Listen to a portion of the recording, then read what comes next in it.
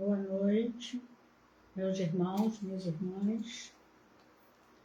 Estamos hoje mais uma vez reunidos em nome de Jesus para a nossa reflexão de sábado.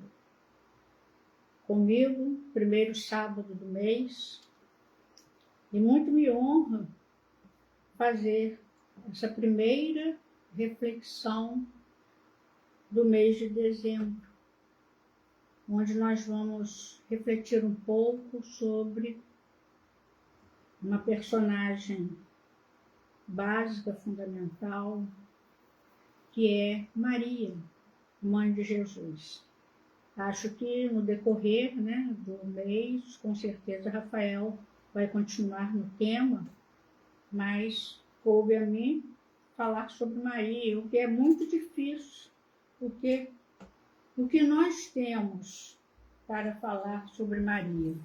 Eu vou ler algumas coisas sobre Maria, porque além de não haver muita coisa sobre ela, é um espírito tão especial, tão importante, tão iluminado, que a gente se sente até ousado falar sobre ela, mas precisamos refletir.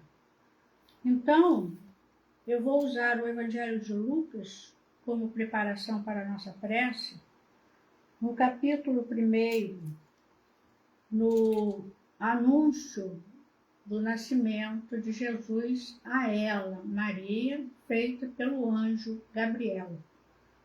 Ora, no 6º mês foi o anjo Gabriel enviado por Deus a uma cidade da Galiléia chamada Nazaré, a uma virgem desposada com um varão cujo nome era José, da casa de Davi, e o nome da virgem era Maria.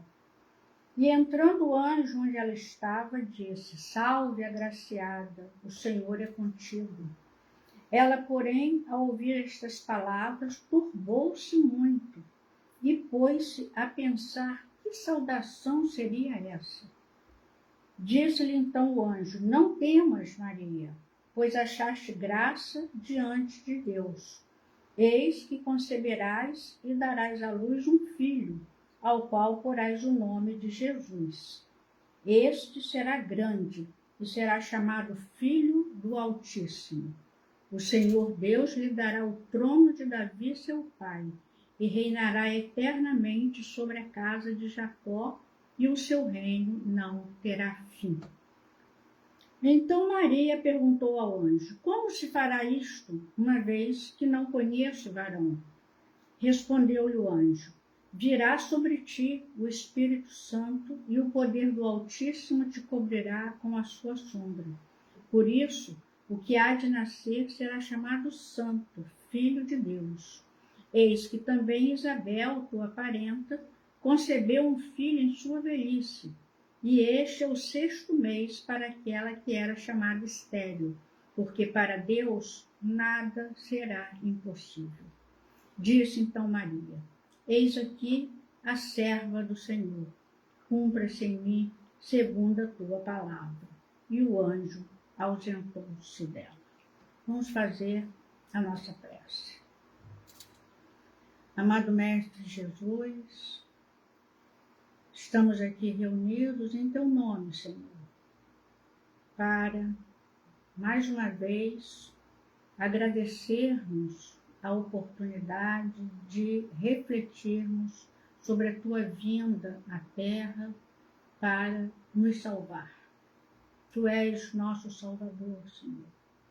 Tu és o governador deste planeta.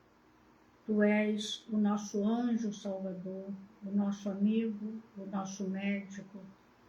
Tu és tudo para nós, o caminho, a verdade, a vida, o pão que nos alimenta, a água que nos dessedenta. Enfim, Senhor, Tu és tudo. E a cada mês de dezembro, nós nos voltamos mais para esta vinda à Terra tão sacrificial para Ti, e dos teus emissários também, escolhidos, para que nós pudéssemos aceitar, conhecer a verdade da vida. Por isso tudo agradecemos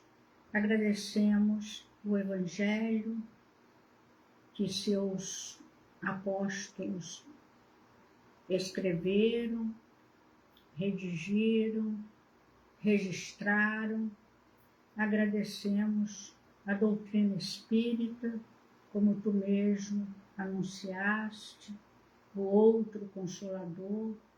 Agradecemos tudo que recebemos e que sabemos e que não sabemos, porque com certeza muito mais nós recebemos do teu coração. Pedimos permissão para começar a nossa humilde reflexão sobre a tua Mãe Santíssima, Senhor, sobre a nossa Mãe Santíssima, Maria de Nazaré. Assim seja. Meus irmãos,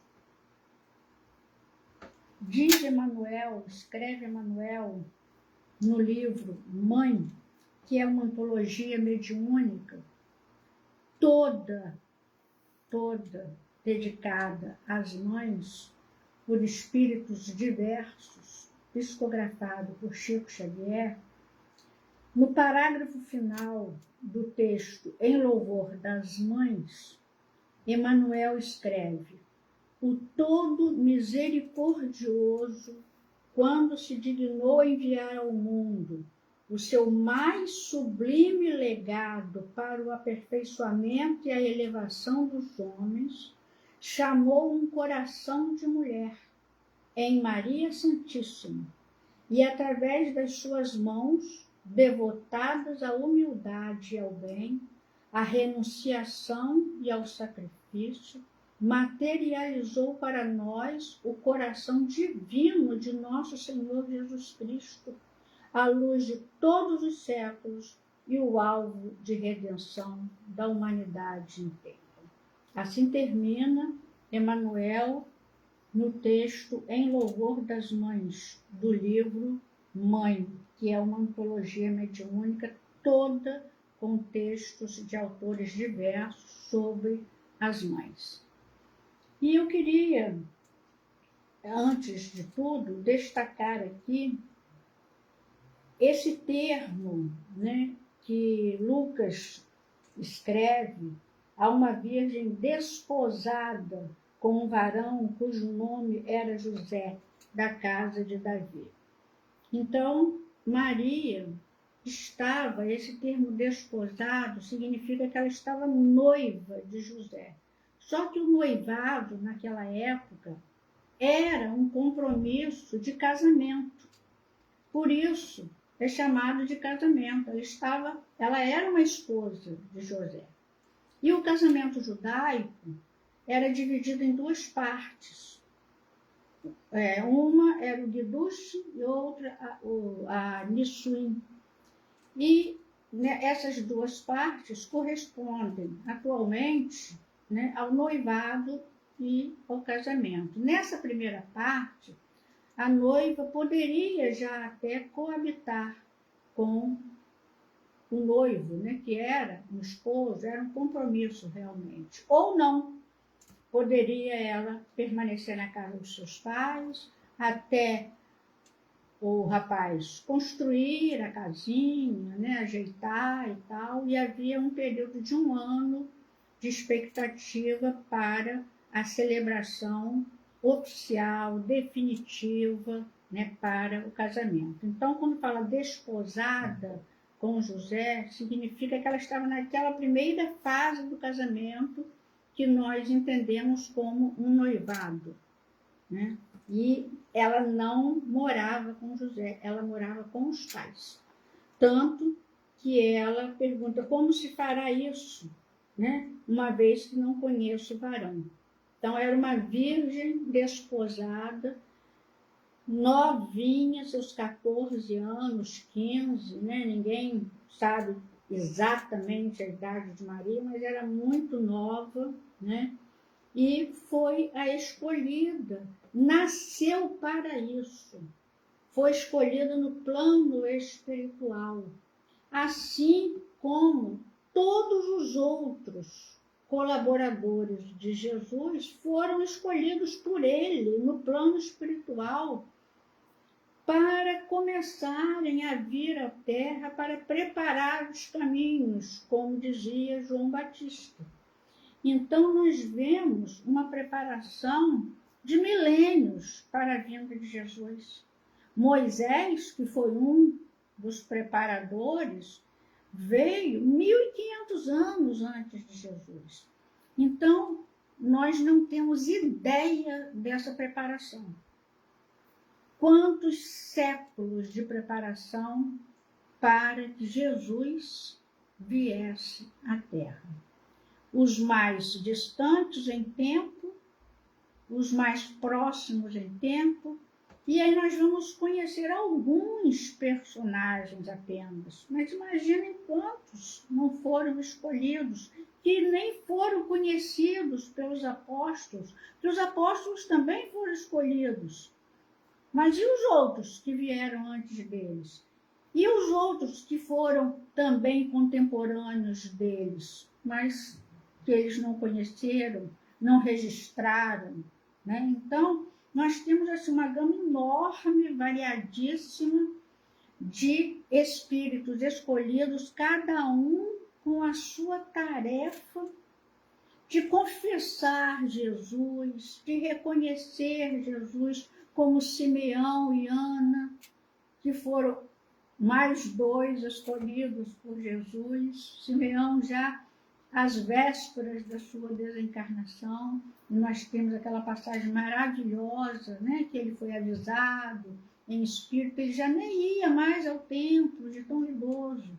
E quando Maria chega, né, com José e Jesus pequenininho para a apresentação do templo, ele reconhece Jesus. Agora, Senhor, despede o teu servo, porque meus olhos já viram a salvação. Então, são espíritos escolhidos para dar o testemunho, o reconhecimento. E assim nós temos muitos, alguns citados realmente, né? Outros não citados. E o mais próximo a Jesus foi aquele que foi primo dele, que foi o mais próximo não só em idade, mas também em sangue, no caso, né, porque era família, né, que foi João Batista, e que falou publicamente, né, João Batista, filho de Isabel, prima de Maria. Então, João e Jesus eram primos, mas como adultos não se conheciam, quer dizer, Jesus conhecia todos, né, mas João não conhecia Jesus, porque eles tiveram contato, como nós vemos no livro Boa Nova, escrito por Humberto de Campos, eles tiveram contato quando crianças.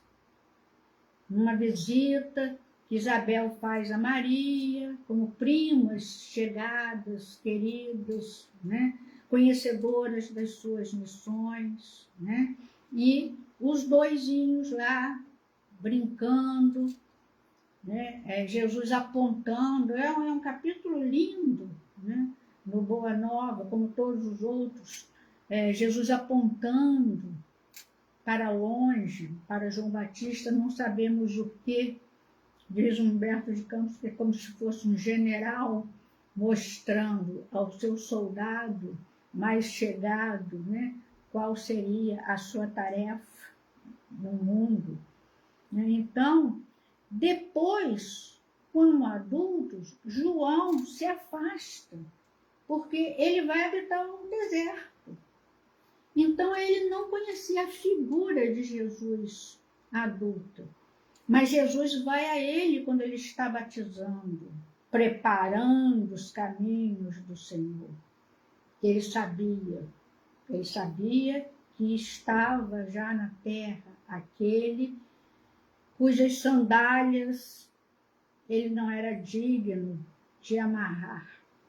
né? Então, ele batizava com água, mas avisavam, virá aquele que batizará com fogo. Então, João era um espírito evoluidíssimo, a ponto de Jesus falar que dos nascidos de mulher, ele era o maior. Então, ele foi escolhido a dedo por Jesus, na espiritualidade, para ser, vamos dizer assim, o mais próximo precursor dele, o Cristo. Que aí Jesus vem e entra no rio para ser batizado por ele. E ele fica espantado, né? Eu que tenho que ser batizado por ti, você vem, e tu vens a mim?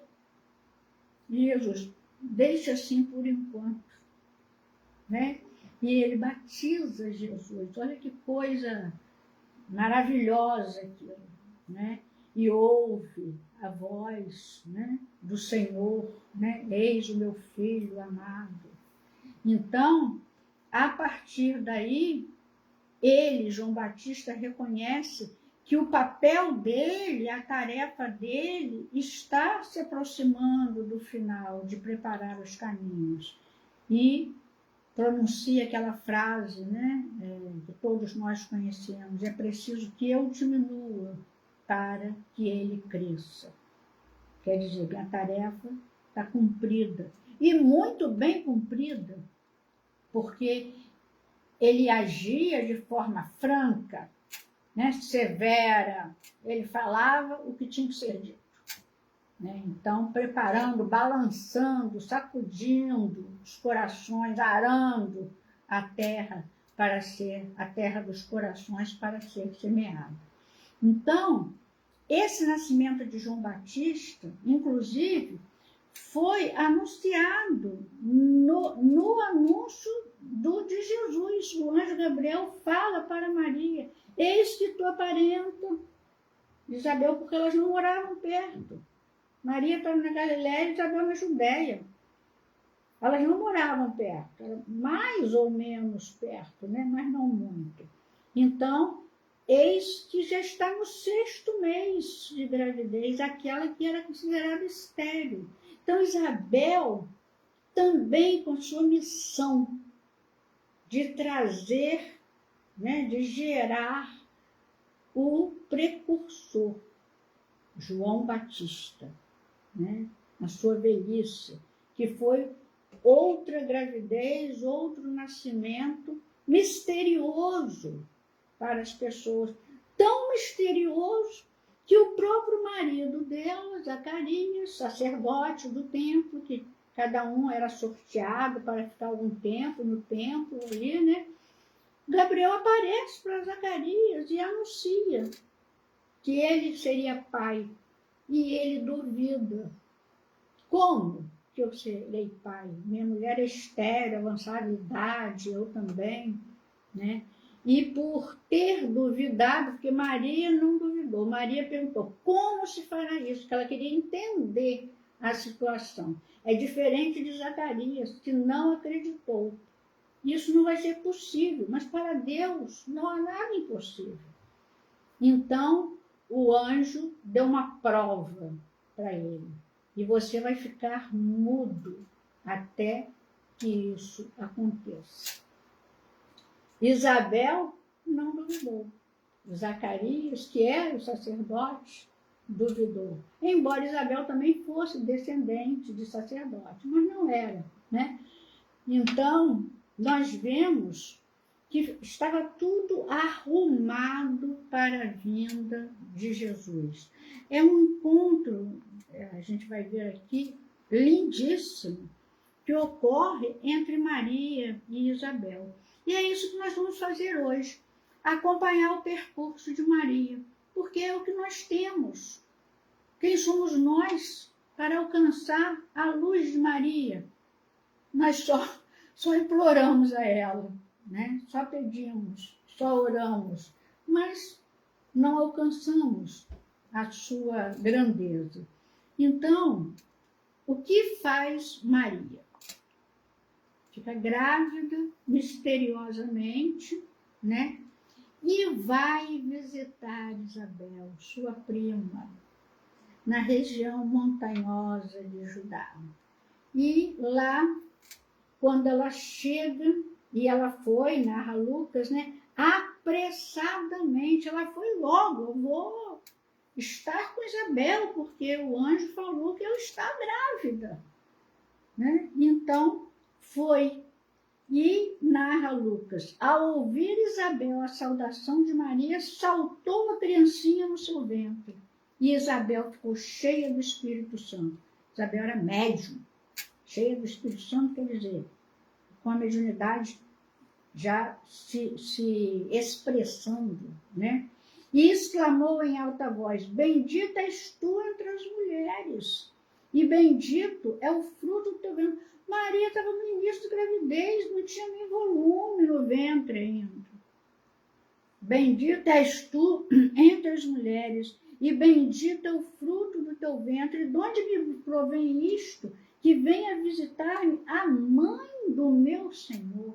Ela reconheceu que aquela gravidez era uma gravidez muito especial, porque era o Senhor que viria à terra. Pois, logo que me soou aos ouvidos a voz da tua saudação, a criancinha saltou de alegria dentro de mim. Era João Batista já no reconhecimento, né, da presença de Jesus. Que coisa maravilhosa. Os dois bebês, né, gerados, já se comunicando, né, já se comunicando. Bem-aventurada, e Maria, né, fala, bem-aventurada aquela que creu, não, ainda Isabel, que se hão de cumprir as coisas que da parte do Senhor lhe foram ditas. E aí vem o cântico, que houve o cântico, né, de Isabel, e agora vem o Magníficat de Maria. E aqui ocorre uma situação muito interessante nesse Magníficat, porque Maria fala com os verbos no passado, no pretérito perfeito, sobre coisas que iriam acontecer. Isso é chamado de perfeito profético. É o pretérito perfeito, que indica passado, mas que aqui, né, é um perfeito profético. No grego é o aoristo profético, porque aí Maria fala, a minha alma engrandece ao Senhor, e o meu espírito exulta em Deus meu Salvador, porque atentou na condição humilde de sua serva. Desde agora, pois, todas as gerações me chamarão bem-aventurada. Ainda está falando no futuro. Porque o poderoso me fez grandes coisas, e santo é o seu nome. E a sua misericórdia vai de geração em geração sobre os que o temem. Aí vem agora o perfeito profético. Com o seu braço manifestou poder. Dissipou os que eram soberbos nos pensamentos de seus corações. Depois dos tronos os poderosos, elevou os humildes. Aos famintos encheu de bens, e vazios despediu os ricos. Auxiliou a Israel, seu servo, lembrando-se de misericórdia, como falou a nossos pais, para com Abraão e sua descendência, para sempre. E Maria ficou com ela cerca de 3 meses e depois voltou para sua casa. Então a gente deduz que ela ficou até João Batista nascer, porque se o anjo tinha falado que Isabel já estava no 6º mês de gravidez, né? E ela ficou mais 3, Maria ficou mais 3, deduz-se que ela ficou até João Batista nascer. Então, esse encontro das duas primas, e que vai se repetir, porque aí no Boa Nova nós vemos uma complementação desse encontro amoroso, cordial, amigo, né, familiar das duas mães. Uma confessando a outra, é um capítulo lindo, do Boa Nova, uma confessando a outra, os temores maternos, como qualquer mãe, porque Jesus, já pequenininho, já se manifestava, né? Já trazia pessoas desconhecidas para dentro de casa e tratava bem e oferecia coisas. E Maria ficava com medo, era uma criança. Ia para a beira da estrada, um dia levou 2 malfeitores, conta Humberto de Campos, para dentro de casa, tratou-os muito bem, deu comida e tal, apresentou a eles a carpintaria de José, e eles foram embora e não fizeram nada. 2 malfeitores conhecidos na região. Então, para a gente ver a vibração, né? A energia de Jesus que alcançava os corações das pessoas, né? Mas Maria, como mãe, ficava temerosa, porque de vez em quando Jesus sumia, assim, né? Ia para a estrada. E João Batista também fazia isso, sumia de vez em quando. Então as duas conversavam, preocupadas com o futuro dos 2 meninos, né? Como mães zelosas, né? Toda mãe é assim, né? Então, é anunciado também o nascimento de Jesus a José, e nós vamos ver, assim, uma série de atos de Maria que comprovam as palavras dela. Eis aqui a serva do Senhor, cumpra-se em mim segundo a tua palavra. E foi assim. Ela não falhou um momento sequer, inclusive na obediência a César. Porque aí, por que Jesus vai nascer em Belém e não em Nazaré? Porque houve o recenseamento, José, como descendente de Davi, tinha que fazer o seu registro na cidade de Belém. Só que Maria estava para dar à luz, mas foram os 2, né? Porque não havia desculpas para não obedecer. E aí Jesus nasce, né, em Belém.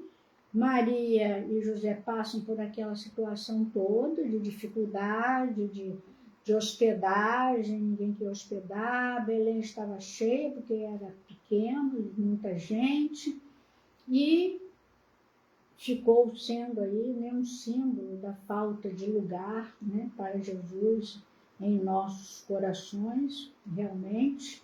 Só que eles ficam, né, naquela gruta que é arranjada, né, por uma pessoa piedosa. Eles ficam naquela gruta totalmente sem recursos, né, com alguns animais presentes, né.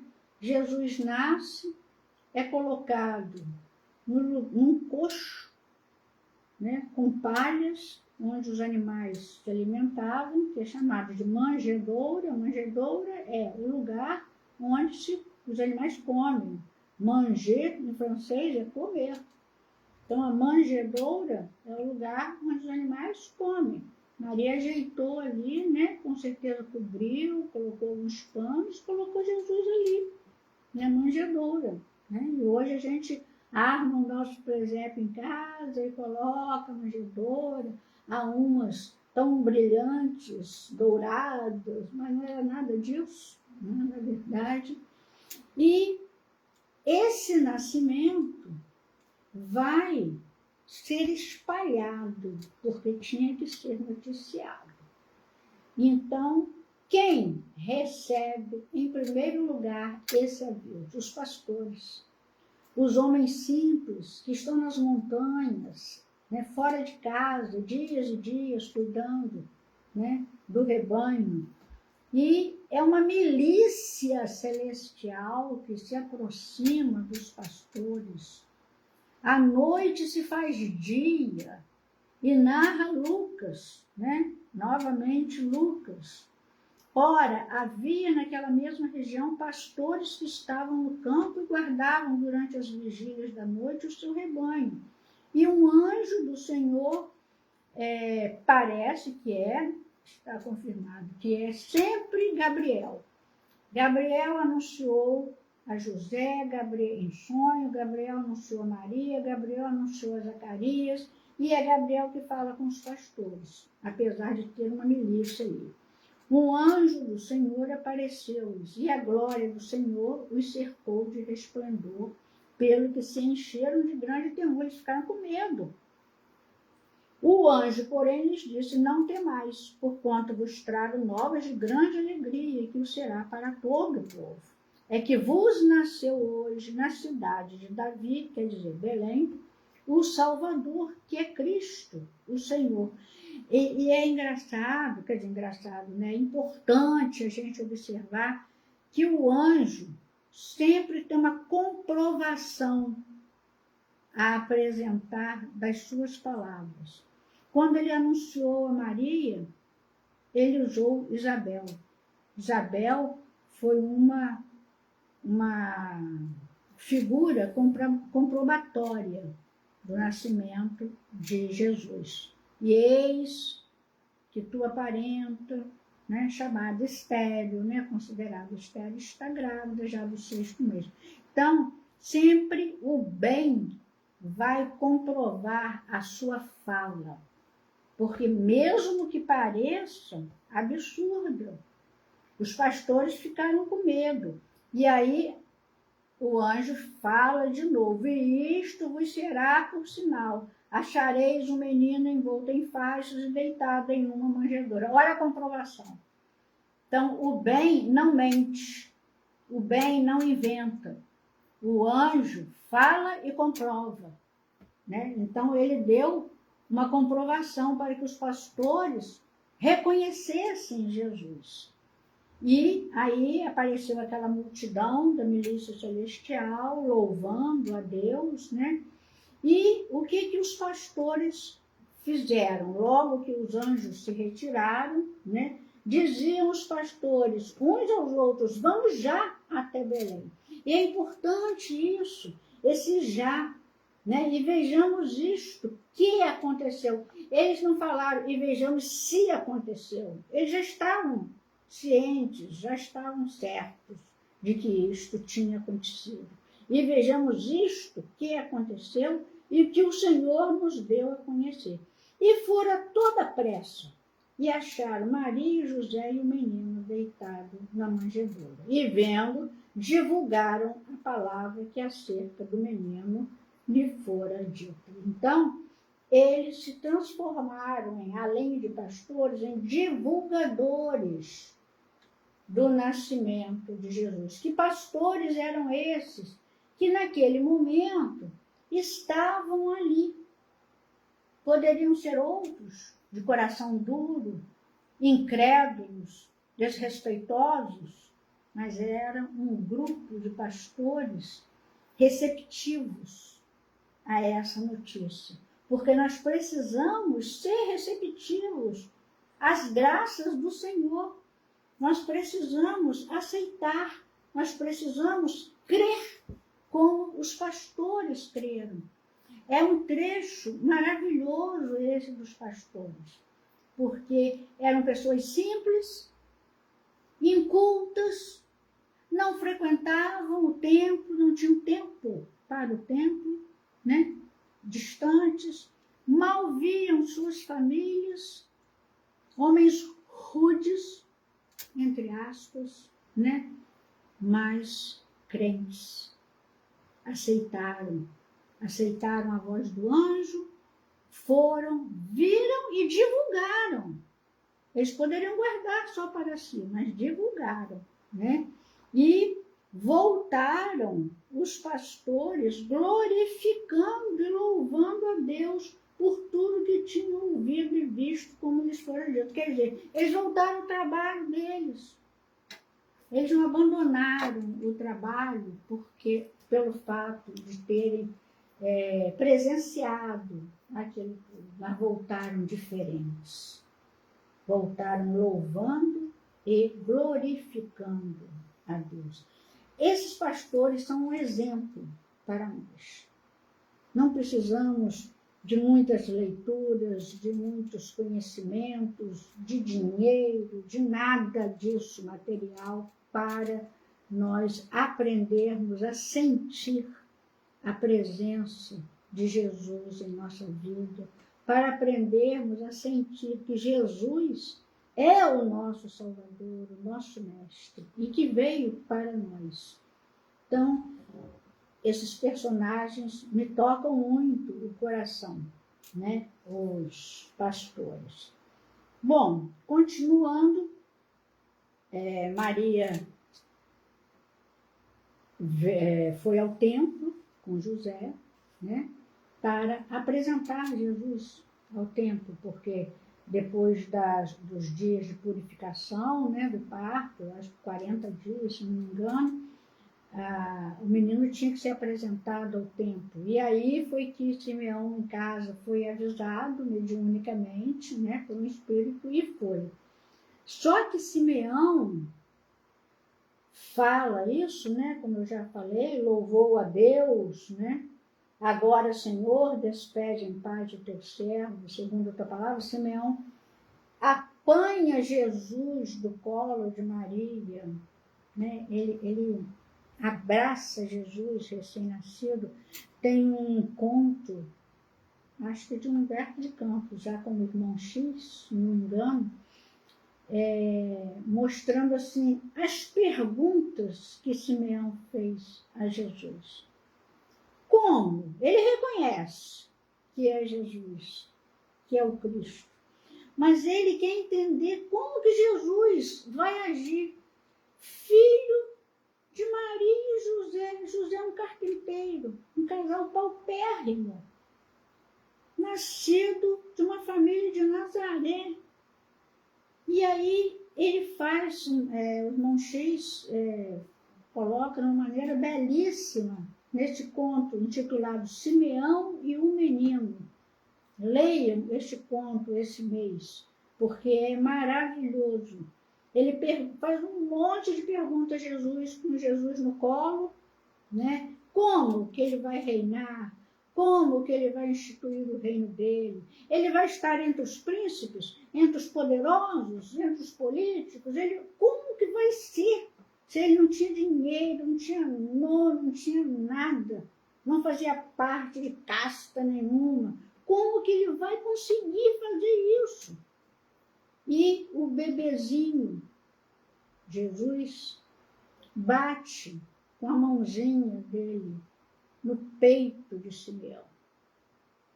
Simeão entrega Jesus a Maria e logo depois desencarna. E narra o irmão X que só no plano espiritual Simeão entendeu a resposta de Jesus. Com aquele bater no peito de Simeão, Jesus havia respondido que ele ia instituir o seu reino no coração dos homens. Que coisa linda, meu Deus. Jesus respondeu, ele não ficou sem resposta. Porque diz Emmanuel que Jesus tinha consciência de quem ele era e do que ele era desde que nasceu. Ele tinha consciência disso, ele sabia, ele é o Cristo. Não podemos querer comparar com ninguém, né? E aí tem essa passagem linda, né? Mas Simeão faz uma profecia, né? Fala para Maria que uma espada transpassaria o seu coração, já prevendo o sofrimento de Maria na crucificação de Jesus. Enfim, aí Jesus cresce, ali trabalhando, né, na carpintaria com José, até os 12 anos, mais ou menos quieto, né? A não ser, como narra o irmão X, de vez em quando indo à beira da estrada, beira do lago, conversando com as pessoas já, né? Mas sem se revelar, né?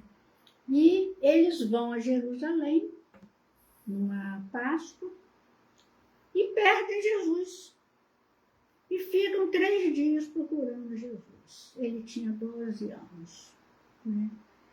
E Maria e José desesperados, procurando Jesus. Onde que eles encontram Jesus? 3 dias depois de busca, no templo. Sendo questionado e respondendo e falando e ensinando no templo. Ensinando no templo os sacerdotes. Né? É narrado também por Lucas, isso. José não fala nada quando encontram, mas Maria briga com Jesus, porque ela é mãe, né? E quando viram, ficaram maravilhados. E disse-lhe sua mãe: Filho, por que procedeste assim conosco? Eis que teu pai e eu, ansiosos, te procurávamos. Ela briga com Jesus, né? Porque sumiu 3 dias. E Jesus responde: Por que me procuravas? Não sabias que eu devia estar na casa de meu pai? Eles, porém, não entenderam as palavras que lhes disseram. Meu pai, com letra maiúscula. Ele não estava na casa de José, ele estava no templo, na casa de Deus. Né?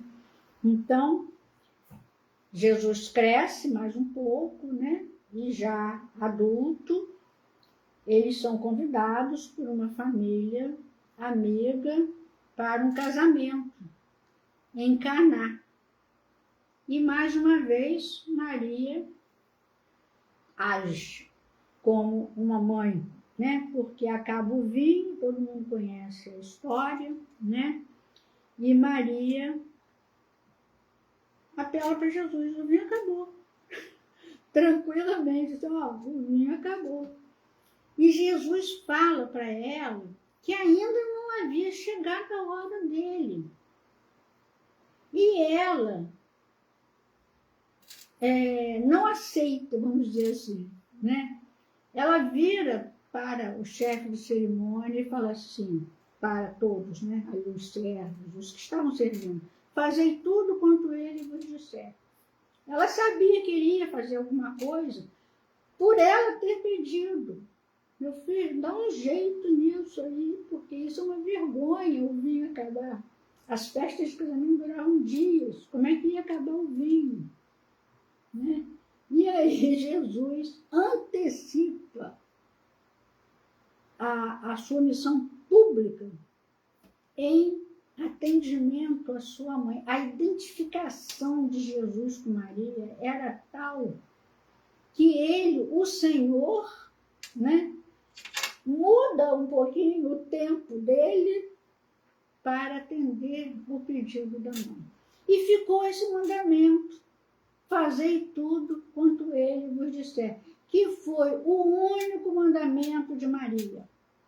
O professor Clóvis Tavares tem um capítulo no livro de Jesus para os que sofrem, intitulado O Mandamento de Maria, que ele ouve de um pedreiro que estava trabalhando em sua casa.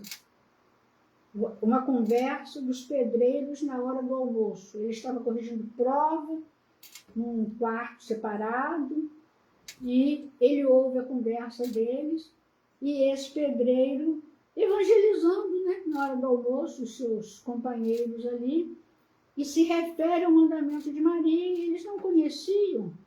E ele conta, né, que o mandamento de Maria é fazer tudo que Jesus nos ensinou.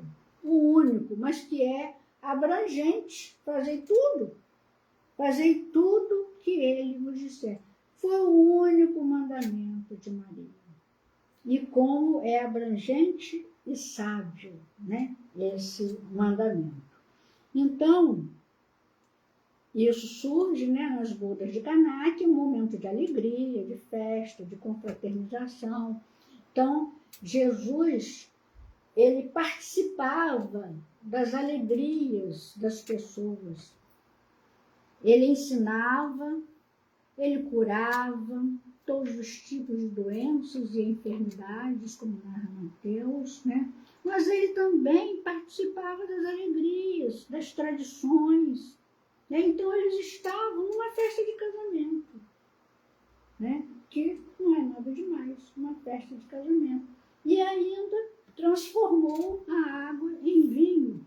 E o chefe de cerimônia ficou espantado com a qualidade do vinho, né? Porque primeiro, normalmente, se serve o melhor para depois servir o pior, e ali tinha acontecido o contrário. Primeiro foi servido o pior para depois o melhor, porque o melhor foi aquele que foi transformado por Jesus. Então, meus irmãos, o que eu quero chamar a atenção aqui, né, eu vou deixar para Rafael falar sobre Jesus, que eu estou falando, na verdade, sobre Maria, né? Maria está junto de Jesus, apesar de saber quem é Jesus. E ela está junto antes, durante, na alegria e na tristeza. Porque junto, na cruz, na crucificação, ela está ali, quando poucos estão. Né?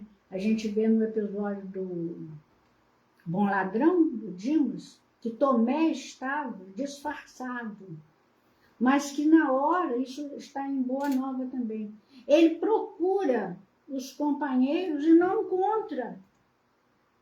Então estava Tomé disfarçado, estava João ao lado de Maria e algumas mulheres. A mulher de Zebedeu, a outra Maria, poucas mulheres.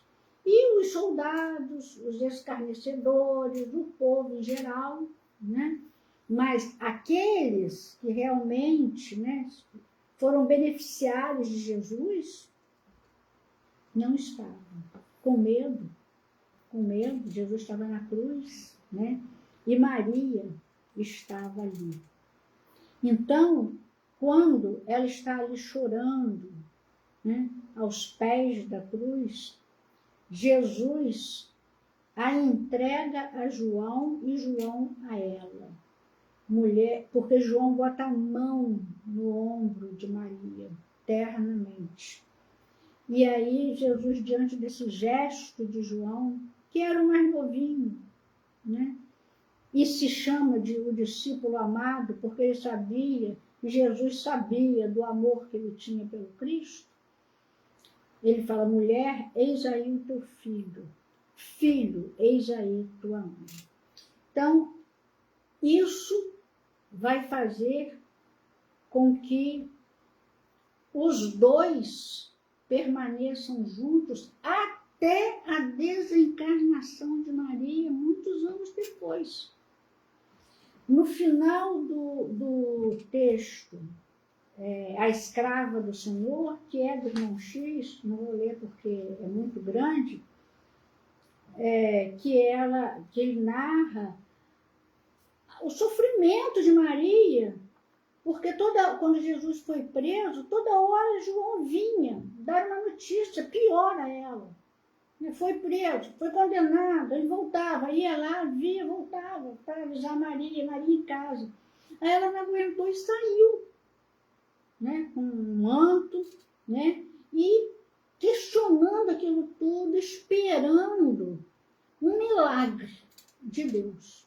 Será que é isso mesmo que tem que acontecer? Ela não estava entendendo direito o que estava acontecendo, por que estava acontecendo aquilo tudo com seu filho, né? E aí ela fala: sim, Jesus era seu filho. Todavia, antes de tudo, era o mensageiro de Deus. Ela possuía desejos humanos, mas o Supremo Senhor guardava eternos e insondáveis desígnios. Aí ela se entregou a Deus. Olhem a fé dessa mulher diante da crucificação do seu filho, que ela sabia que era o Cristo. Foi então que Maria, compreendendo a perfeição, a misericórdia e justiça da vontade do Pai, ajoelhou os seus pés na cruz e, contemplando o filho morto, repetiu as inesquecíveis afirmações: Senhor, eis aqui a tua serva, cumpra-se em mim segundo a tua palavra. Ela falou no final o que ela tinha falado no início, lá no anúncio do nascimento de Jesus. Olhe que espírito escolhido pelo Cristo. Por que Jesus escolheu Maria? Ela se entregou a Deus. Eis aqui a serva do Senhor, cumpra-se em mim segundo a tua palavra. A mesma frase que ela havia dito quando menina, quando foi anunciado, né, o nascimento de Jesus. E para terminar, eu vou ler a herança que Maria nos deixa, apenas um trecho também, porque a vontade é a gente ler tudo, né? Mas não dá. Que é no Boa Nova, meus irmãos, não deixem de ter esta Boa Nova, este livro maravilhoso, né? Ela foi para Éfeso, João conseguiu uma casinha humilde e lá moraram os dois, João trabalhando no templo, trabalhando muito, e Maria atendendo as pessoas, curando, consolando, reconfortando, né? E aí, tanto reconfortou, tanto curou, que foi chamado de mãe, tu és a nossa mãe santíssima. E aí, num dia em que ela estava sozinha em casa, porque só moravam os dois, João e ela. João o dia inteiro no templo, trabalhando, né? Então, num crepúsculo estrelado, Maria entregou-se às orações, porque ela teve notícia de que as perseguições tinham aumentado contra os cristãos, né? Então, ela começou a orar pelos cristãos. Enlevada nas suas meditações, Maria viu aproximar-se o vulto de um pedinte. Minha mãe, todos chamavam ela de mãe. Minha mãe, exclamou o recém-chegado, como tantos outros que recorriam ao seu carinho. Venho fazer-te companhia e receber a tua bênção. Maternalmente, ela convidou a entrar, impressionada com aquela voz que lhe inspirava profunda simpatia. O peregrino lhe falou do céu, confortando-o delicadamente. Comentou as bem-aventuranças divinas que aguardam a todos os devotados e sinceros filhos de Deus, dando a entender que lhe compreendia as mais ternas saudades do coração. Maria sentiu-se empolgada por tocante surpresa. Que mendigo seria aquele que acalmava as dores secretas da alma saudosa com bálsamos tão dulçorosos? Nenhum lhe surgira até então para dar, era sempre para pedir alguma coisa. No entanto, aquele viandante desconhecido lhe derramava no íntimo as mais santas consolações. Onde ouvira, noutros tempos, aquela voz meiga e carinhosa? Que emoções eram aquelas que lhe faziam pulsar o coração de tanta carícia? Seus olhos se umedeceram de ventura, sem que conseguisse explicar a razão de sua terna emotividade. Foi quando o hóspede anônimo lhe estendeu as mãos generosas e lhe falou com profundo acento de amor. Minha mãe, venha aos meus braços. Nesse instante fitou as mãos nobres que se lhe ofereciam num gesto da mais bela ternura. Tomada de comoção profunda, viu nelas 2 chagas, como as que seu filho revelava na cruz. E instintivamente, dirigindo o olhar ansioso para os pés do peregrino amigo, divisou também aí as úlceras causadas pelos cravos do suplício. Não pôde mais. Compreendendo a visita amorosa que Deus lhe envia ao coração, bradou com infinita alegria: meu filho, as úlceras que te fizeram. E precipitando-se para ele como mãe carinhosa e desvelada, quis certificar-se, tocando a ferida que lhe fora produzida pelo último lançaço perto do coração. Suas mãos ternas e solícitas o abraçaram na sombra visitada pelo luar, procurando sofregamente a úlcera que tantas lágrimas lhe provocara o carinho maternal. A chaga lateral também lá estava, sob a carícia de suas mãos. Não conseguiu dominar o seu intenso júbilo. No ímpeto de amor, fez um movimento para se ajoelhar. Queria abraçar-se aos pés do seu Jesus e osculá-los com ternura. Ele, porém, levantando-a, cercado de um halo de luz celestial, se lhe ajoelhou aos pés e, beijando-lhe as mãos, disse em carinhoso transporte: sim, minha mãe, sou eu. Venho buscar-te, pois meu pai quer que sejas no meu reino a rainha dos anjos. Maria cambaleou, tomada de inexprimível ventura. Queria dizer da sua felicidade, manifestar seu agradecimento a Deus, mas o corpo como se lhe paralisara, enquanto aos seus ouvidos chegavam os ecos suaves da saudação do anjo, qual se entoasse 1000 vozes cariciosas por entre as harmonias do céu. No outro dia, 2 portadores humildes desciam a Éfeso, de onde regressaram com João para assistir aos últimos instantes daquela que lhes era devotada Mãe Santíssima. Maria já não falava. Numa inovidável expressão de serenidade, por longas horas, ainda esperou a ruptura dos derradeiros laços que aprendiam a vida material. A alvorada desdobrava o seu formoso leque de luz, quando aquela alma eleita se elevou da terra, onde tantas vezes chorara de júbilo, de saudade e de esperança. Não mais via seu filho bem-amado, que certamente a esperaria com as boas-vindas no seu reino de amor. Mas extensas multidões de entidades angélicas a cercavam, cantando hinos de glorificação. E aí ela vai revendo tudo, né? E ela pede para passar aqui, ó,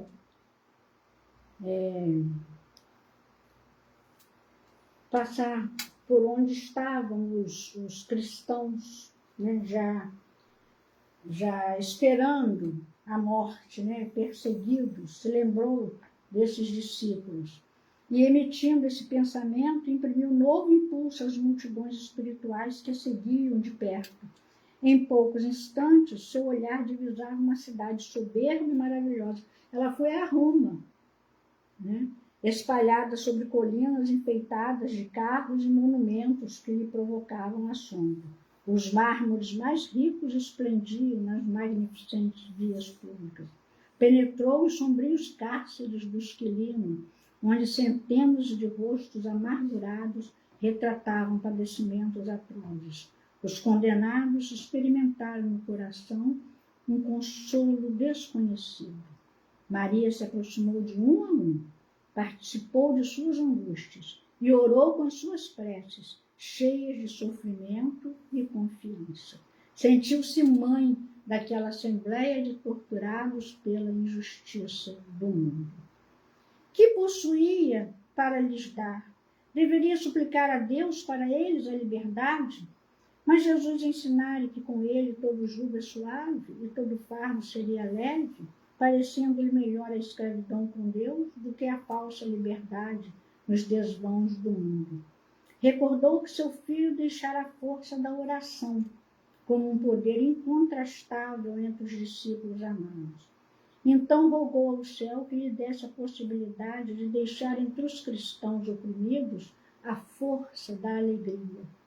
Foi quando, aproximando-se de uma jovem encarcerada, de rosto descarnado e macilento, lhe disse aos ouvidos: canta, minha filha, tenhamos bom ânimo, convertamos as nossas dores da terra em alegrias para o céu.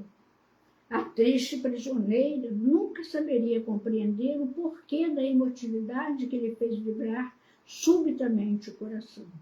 De olhos estáticos, contemplando o firmamento luminoso através das grades poderosas, ignorando a razão de sua alegria, cantou um hino de profundo e enternecido amor a Jesus, em que traduzia sua gratidão pelas dores que lhe eram enviadas, transformando todas as suas amarguras em consoladoras rimas de júbilo e esperança.